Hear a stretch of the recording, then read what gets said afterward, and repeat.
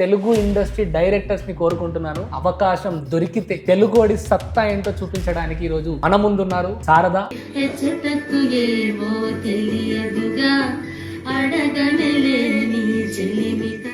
అసలు అనుకున్నావా అమ్మ, ఇప్పుడు నా పాట నేను పాడాలి, ముందుకు రావాలి, ఏ రోజు నేను అనిపించింది? అనుకోలేదు. ఒకటైతే ఆశ ఉండేది నాకు. చిన్నప్పటి కాంచి పాటలు పాడేదాన్ని. కానీ ఎవరైనా గుర్తించితే బాగుండని చాలా సార్లు మనసుకు అనిపించింది. ఎందుకంటే నా ఆర్థిక పరిస్థితుల వల్ల. ఇన్ని రోజులు ఈ ప్రతిభ ఎందుకు నాలుగు గోడల మధ్యలో దాచిపోయింది?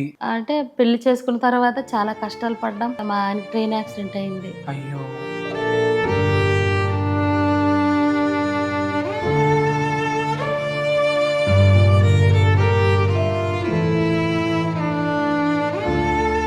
నేను చిన్న వయసులోనే చాలా బాధలు పడ్డాను, కష్టాలు పడ్డాను. చాలా పడ్డాను నేను నా జీవితంలోనే. మా పిల్లడికి చదివించాలి. ఇంకా బాధ్యతలు, కష్టాల వల్ల నేను ఇంకా పాడలేకపోయాను.